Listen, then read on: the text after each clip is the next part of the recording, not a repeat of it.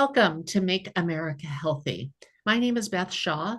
I'm the host of this podcast, as well as the founder of Yoga Fit Training Systems Worldwide, the world's largest yoga mind-body school for over 26 years.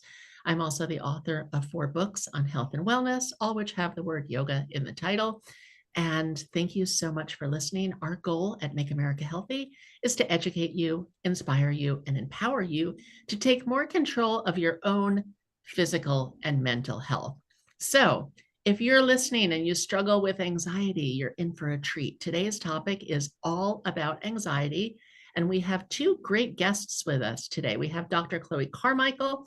She's got a doctorate in clinical psychology from Long Island University. She does a lot of work with EO, Business Owners Membership Group, of which I am a member. Her book was endorsed by Deepak Chopra. It's called Nervous Energy, Harness the Power of Your Anxiety.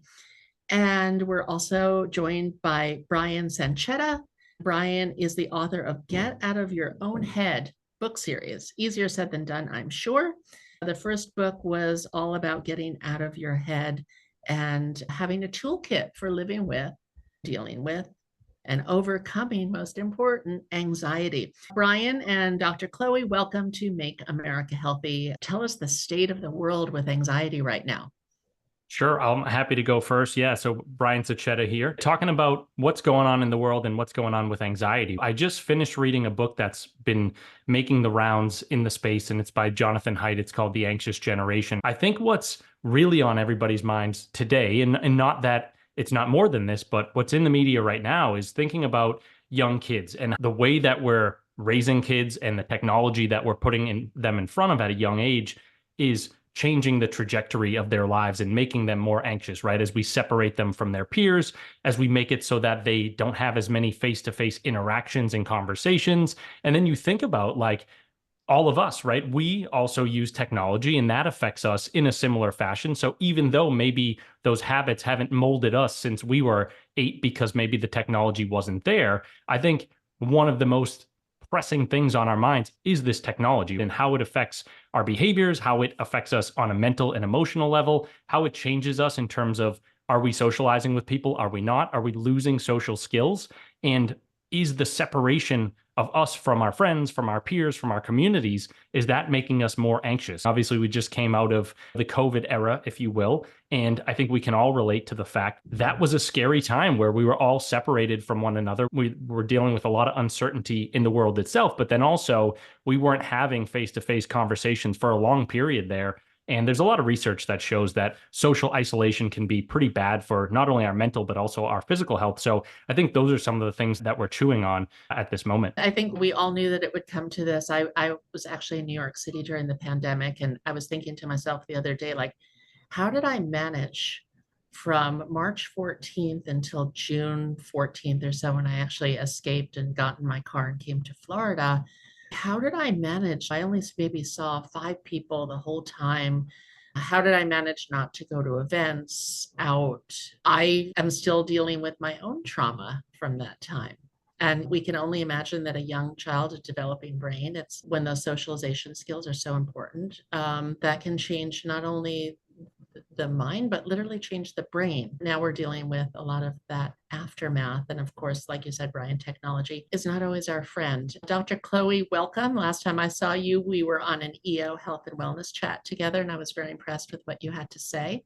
Welcome to Make America Healthy. Thank you so much. It's really good to be with you. Just to pick up on some things that you both have said, Brian and Beth, I actually fled New York as well during the pandemic. And what you said about children really especially struck me because it was actually because of my son, who was 3 years old at the time. That was like the last straw for me as to like why I had to leave.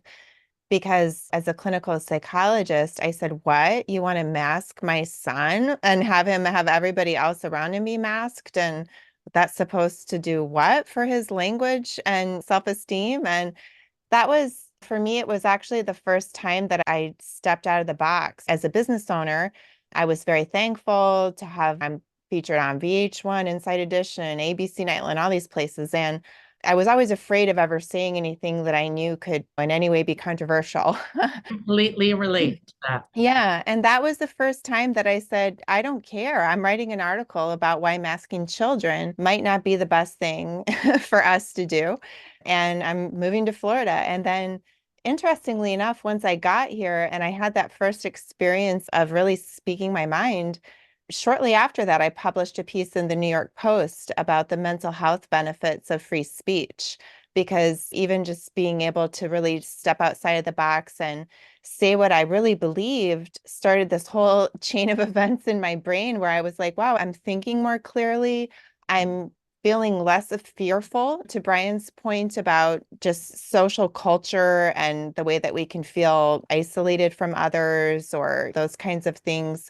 Once I just decided to really, truly be myself, it was amazing the effect that had on my mental health as well as my physical health, to your point as well, Beth. Thank you for sharing. Would you both agree that we're living in a world that has a lot more anxiety than the past? If we were to talk to our grandparents or great grandparents about anxiety, maybe they wouldn't even be able to identify it within themselves. Knowledge is certainly power, but then sometimes too much knowledge or vernacular becomes then a tool of weaponization if everyone's saying that they're traumatized or whatever the current zeitgeist is. Tell us a little bit about what your perspective is on generations over the course of time and anxiety. Well, you want to take this one? I feel like you may have, Yes. with kids, you may have more experience here. Well, thanks. Yeah, it's such an interesting question, Beth, because in a way, yes, statistics show that anxiety is supposedly at this record high, but as a clinical psychologist, I happen to know the ugly truth, which is that there's also a lot of funding, there's a lot of medicalization and monetization of every single human experience. I think on some level, there are some legitimate reasons why we're having more anxiety. For example, You're right. On another level, it may just be, hey, we've got a pill for you.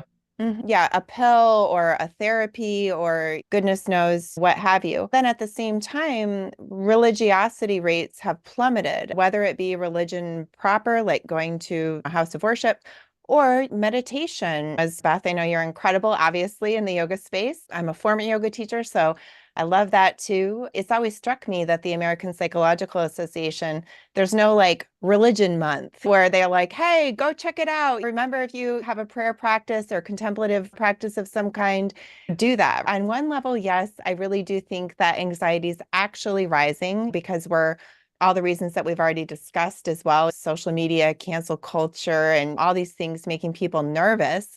On the other hand, I think that our previous generations, they went through World War II, Yeah. right? Like they went through recessions. I don't They think that went they through didn't having like know. bomb shelters. Exactly, It's almost like exactly. every generation, if you watch old movies, and every generation, there was some fear factor. Yeah. We And were, we so were like worried about something. yeah, and there just might not have been as much of a medicalization and monetization machine around collecting a bill off of those feelings. The point of my book, Nervous Energy, Harness the Power of Your Anxiety, tells people something that they're always shocked to hear because, again, for whatever reason, the American Psychological Association never seems to really trumpet the fact that there is a healthy function to anxiety, which is to stimulate preparation behaviors. So I think many people have almost a snowball effect where they experience anxiety and then they get anxious about being anxious because they assume it means something's wrong, as opposed to actually literally part of every single person's human experience, and it's supposed to be. So I liked what you just said, Dr. Chloe, about preparation. If someone is using it constructive, it's much like I procrastinate on a lot of things. I owe people recordings and papers and all of this. And it gives me anxiety. But then also, if I don't get into action, then it gives me a reason to beat myself up, which then further compiles the anxiety. Tell us, in your opinion, how we can use anxiety to our betterment and not our detriment. Yeah. So if you have a deadline, right, and then you're feeling anxious about it, Mother Nature is going to give you a little shot of adrenaline, which is actually an energy producer, right? That's why a lot of the symptoms of anxiety are things like, oh, I have a racing heart, I have sweaty palms. This is about actually an excess of energy. The trick is just to point that at the right target. That's why, again, why it breaks my heart when people are like, oh, I have some anxiety. I'm really trying to just block it out and think of a beach and be calm. Well, there are certain times when that might be the best thing to do. Maybe you've now filled all of your deadlines and you're trying to learn how to toggle yourself into a relaxed mode because it's just residual anxiety, residual cortisol floating around, and you need to chill out. Great. But if there's actually a looming deadline, don't think of a beach. Use that adrenaline and that energy to point your focus and your efforts at the source of the stress so that you can be using it constructively. My book goes into 9 specific ways that you can do that because there's, of course, different life situations. There's different ways of doing that. But in a nutshell, again, the idea is just basically if you're anxious to ask the anxiety, what is it that you want me to do? Thanks for being here. Thanks for showing up. I'm not mad at you. I'm not trying to shout you down. What do you want me to do? Let's partner together. That's really wonderful advice. Brian, tell us a little bit about getting out of your head. Yeah, for sure. A lot of what I will say sort of parrots what Chloe just said. Anxiety, if you go way back in time and you say, where did that mechanism come from, right, in our brains and in our bodies? If you look at an evolutionary psychology lens, you would say, okay, we used to live out in the wild and we would be in front of bears and tigers. And those are scary threats, right? And so we evolved to develop this mechanism inside us that basically said, okay, you could die if you stay in front of this tiger. So I'm going to hit you with a shot of adrenaline so you get out of there. And the difficulty these days is we're not standing in front of as many tigers and bears, like literal ones, right? In the woods, in the forest, in front of those animals. We have proverbial tigers and proverbial bears on our calendars and our smartphones and things like that. And so the danger, right, is like we've got this mechanism that, to be totally honest, is like a little outdated based on how fast technology moves. And you're sitting in bed looking at Instagram, comparing yourself to other people, and all of a sudden that mechanism gets going. And it's like, I don't know what to do with it. And I think that's one of the difficulties we face today is that sort of the modality of the anxiety is, or the way we're working with the same mechanism, but we don't have the same ways of getting rid of that energy But the problem and the solution literally is in the palm of our hands. For sure. In the case of technology, and just having a call with some of my colleagues earlier today. My colleague's husband is in the hospital having a heart procedure. And my other colleague was like, don't check your phone. I was like, don't even respond to emails. If I need to have some mental health time, the first thing I will try to do is to stay away from my phone for a day, which is, when you're running a business, a lot more challenging than one would think. And then, of course, then we're addicted to it, the dopamine and all that other stuff. This is being addressed in the world of the challenges that technology is creating for younger people as well as older people, and the brains that will be forever shifted from this. Yeah. Chloe, do you want to weigh in on that at all? Yes, thank you. I would love to do that. Brian, when you mentioned evolutionary psychology, I swear it's like you're speaking directly to my heart there because, and you were talking about when we see evolutionary, the caveman, there's a lion, we would get this tunnel vision so that we could see nothing else except for that threat in front of us. And of course, there's obvious evolutionary benefits to that. If you're a caveman facing down a lion, you don't need to be thinking about what to cook for dinner tonight, right? Now, what I like to try to help people do is actually think about how we can use that to our advantage now, since like we outmoded or not, maybe it's even actually not outmoded. Maybe we just need to know how to use it better. So the way what I try to explain to people is when you get anxious, you're going to get tunnel vision physically and mentally. That's just a fact. Even our physical vision gets more narrow and our mental vision gets more narrow. We can't think about anything except for that issue. So I encourage people to do a little bit of prep work, right? So for example, let's suppose that you know that you're going to be getting test anxiety. So it's instead of doing a bunch of calm down exercises, which is okay to do sometimes, but I say, why not prepare like a bunch of flashcards for yourself and a pen and paper and write down all the burning questions and try to anticipate all the test questions and everything else, and just harness that tunnel vision as like a uber focus level for yourself. Don't fight the rain, so to speak, but it does take a little bit of prep work. There's, for example, an exercise in my book is called the zone of control, where we think about what makes me anxious and what is a verb that I can do about it to work on that source of anxiety when it arises. Because when we're calm, it sounds so obvious. So when I'm anxious about that test, I could review my flashcards. But just like in a fire drill, we suddenly forget the path. So therefore, we have to write it down. And then when we have that burst of anxiety, we just look at that list of verbs of what to do, and then we can use it very constructively and intensively on those flashcards, for example. So this almost sounds a little CBT and deep related. Absolutely. Yes.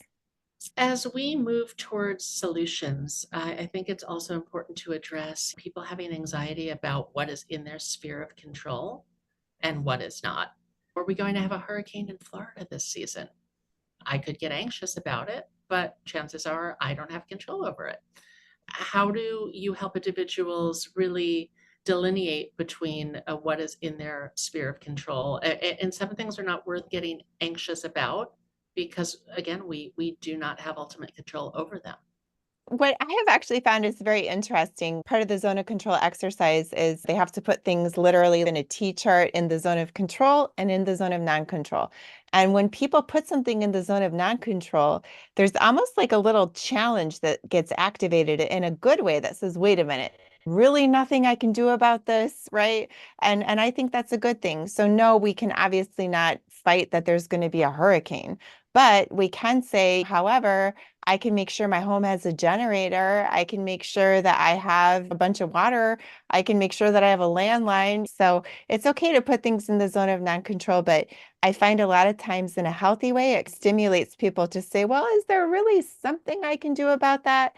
And then the benefit of having that physical list of the T chart of your zone of control and non-control, and then the verbs literally written next to it, is that, again, when you get that tunnel vision anxiety, you just point your eyeballs literally at that chart and start knocking out the verbs. And then the energy and the focus become a positive drive as opposed to just spinning your wheels. Right. So you get into problem solving mode. Mm-hmm. Wonderful. Thank you. Brian, I know you've written a couple of different books about getting out of your head. One is on anxiety. Do you have one on depression as well? That's correct. Any other thing in there? Those two books right now. Okay. So as we move towards the close of the show, any practical tips for our listeners who are dealing with anxiety other than going to get a pill? Obviously, I would advocate for yoga, meditation, deep breathing, positive affirmations, working out, anything that is healthy, taking a walk with your dog. But becoming the ever-present guardian of your thoughts, I would imagine, is part of that process as well. Yeah, it's definitely part of that process. And in my first book, so that's Get Out of Your Head, a toolkit for living with and overcoming anxiety, I talk about just the notion of psychological discipline, right? So it's basically through the practice of meditation, you can build this muscle to be able to say, I'm going to let certain thoughts go. I'm going to figure out which thoughts bring me certain feelings, and I'm just going to detach from them. The difficulty is that that process can be hard because these emotions arise within us and we get attached to those thoughts, and we're human. We have emotions. But coming back to that meditation practice daily, weekly, whatever it is, and just strengthening that muscle and that resolve helps us get to that place of being able to do that filtering. And then going back to the brand itself, why I centered my work around this notion of getting out of your head is because when we attach to these negative thoughts, it becomes something of a downward spiral where it's like a negative thought arises, we feel a negative emotion in our bodies and our brains, and then we think negatively again, and so on and so forth, strengthening this downward spiral, this downward cycle. When I say get out of your head, it's to remind yourself that, like, you're probably not going to quote unquote solve the problem or the anxiety in your mind. Instead, go for a walk, like you said, take your dog out, go for a run, get back into your body, disconnect from what's swirling in your mind. And then maybe you'll come back and look at the same problem in a different fashion later on. Or maybe you'll say, you know what? this isn't even worth thinking about at all. Wonderful. Thank you. Dr. Chloe, any closing thoughts? Well, first of all, definitely second what Brian said about walking. It's really interesting when we walk because we obviously have to use the left and right side of our body for that. It causes bilateral brain stimulation. And it's really been shown that if you're struggling to solve a problem and then you talk about it or think about it while walking, it literally like your brain is activated in a different way, which is incredible. You mentioned Brian's book about with depression as well. I find it so interesting about that there's actually a connection between depression and anxiety. So the hallmark symptom of is actually helplessness. So again, when we think about the fact that the constructive function of anxiety is to stimulate preparation behaviors, if you block that out and you just stop yourself from really experiencing the anxiety and thinking about what you can do about it, you're robbing yourself of your sense of efficacy, which leads to a sense of helplessness, right? So people who are anxious, who don't really know how to interact with that, they can fall vulnerable to depression. I just want to say again, as you ask for closing thoughts, the healthy function of anxiety is to stimulate preparation behavior. So if you ever feel anxious, the first stop should be to ask yourself, what can I do about this? And then if you discover that it's truly a dead end, you're truly just spinning your wheels, there's nothing else there, it's not symbolic of anything else underneath it, you've done all the checks and stuff, then by all means do the bliss out meditation exercises, which I love. I have them in my book too. But the first step should always be like, is there some action I should take right now? Great. Thank you very much. Brian, where can we find you and your books? Yeah, best place to find me would be getoutofyourhead.com. Wonderful. Dr. Chloe? nervousenergybook.com. Love it. Nice and simple. Everyone, thank you so much for being on Make America Healthy. And we would like to thank our sponsors of today's show, Life Boost Coffee, making clean, organic, mold-free coffee that is shade grown, and they pay their farmers an equitable wage. They have over 50 different blends and flavors, including my new mindfulness blend. It's a half-calf dark roast powered by YogaFit. You can save 15% at checkout by using the code YogaFit at lifeboostcoffee.com. We'd also like to thank our title sponsor, YogaFit Training Systems Worldwide, the leader in yoga, mind, body, fitness education. We've got a conference coming up in Scottsdale, July 10th to the 14th, and one in Orlando, early September. We offer conferences, corporate wellness, retreats, yoga teacher trainings, and so much more. We also have a lot of mental health programs, yoga for anxiety, depression, PTSD. We've got a Warriors program, 200 hours of training for those who have had trauma or PTSD or want to help those who have had that, as well as a Warriors Kids program. So save 15% at checkout at yogafit.com by using the code MAH24. If you enjoyed this show on anxiety, please share it with someone who needs it. Thank you so much for listening. Thank you to our guests, and stay calm, everybody. Have a beautiful day. Namaste.